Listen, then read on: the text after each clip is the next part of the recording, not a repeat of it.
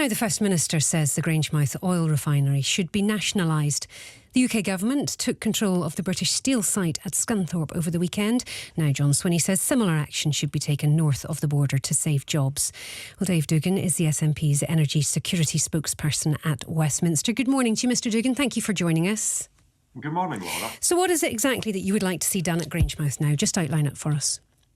Well, we've been engaged in trying to find the best way forward for Grangemouth for the last year or more, working with Scottish Government, working with the UK Government under the auspices of Project Willow, with the Scottish Government putting in 25 million to that and the UK Government putting in 200 million. But that pales into total insignificance when we see the steps that have just been taken by the UK Government to protect British Steel at Scunthorpe, which is exactly, let me be very clear, Laura, is exactly what the UK Government should be doing. Scunthorpe cannot be allowed to close, but neither, for Scotland's perspective, can Grangemouth either. Now, there was no talk at all of any form of intervention on the scale that's been applied to Scunthorpe for Grangemouth, and moreover, the funding from the UK Government for Project Willow comes with a very opaque and substantial amount of strings attached. And that contrasts, in fact, jars very significantly with the open Treasury chequebook that's been applied to Scunthorpe. Did any SNP ministers ask the UK Government until this weekend to nationalise Grangemouth? Well, nationalisation wasn't on the table, Laura. But did you ask? Why are you only starting to ask now, given that, you know, you're asking now? You could have looked at this before.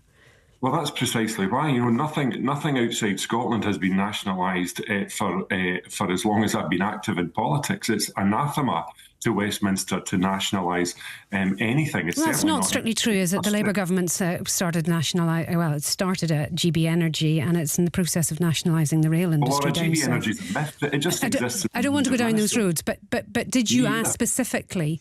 Could government ministers, UK government ministers, look at nationalisation?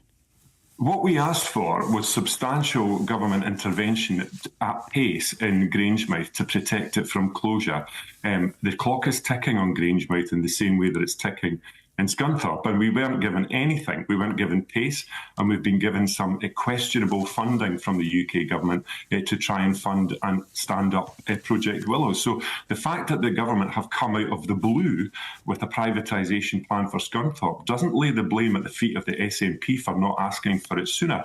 And I don't know if you've noticed, Laura, but when the SNP tend to ask the UK Government for something, we usually don't get it. Well, I suppose that the argument at Scunthorpe is that this is highly time critical, and the fact that they have to keep feeding this blast furnace, otherwise it cools down, worst case scenario it goes out and can't be restarted. It's the only blast furnace left in the UK, whereas Grangemouth's one of 6 UK oil refineries. So there are other facilities there in the UK. I suppose they could argue that it's less strategically important to the UK government, maybe not to Scotland, but to the UK government.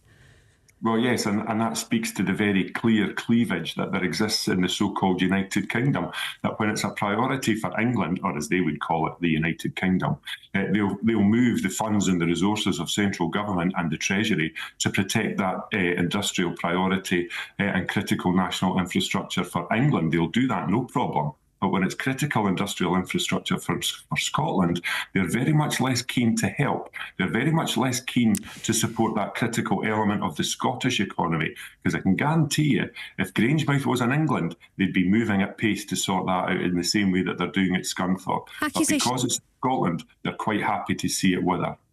Where do you go now with this? I don't know. Is it too late to join up with Plaid? Obviously, they would have loved to have seen the same thing happen at Port Talbot, to have that site saved. How do you take this forward in trying to encourage the UK government to act at Grangemouth?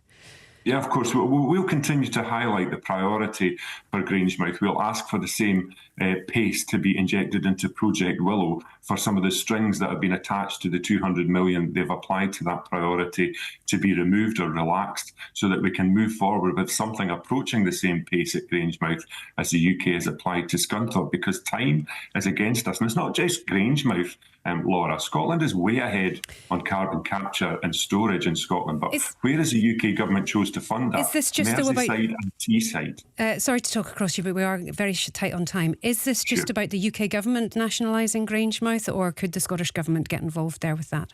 Well, it would be appropriate for the UK government to do it, Laura, because energy is reserved to Westminster. This is actually, despite the patent falsehoods advanced by UK ministers in the Department for Energy at the dispatch box, energy is the responsibility of the UK government. They like that when it suits them. They're less keen when it requires them to do something to support Scottish industry. We must leave it there for the moment, but thank you very much indeed for joining us this morning. Dave Doogan there.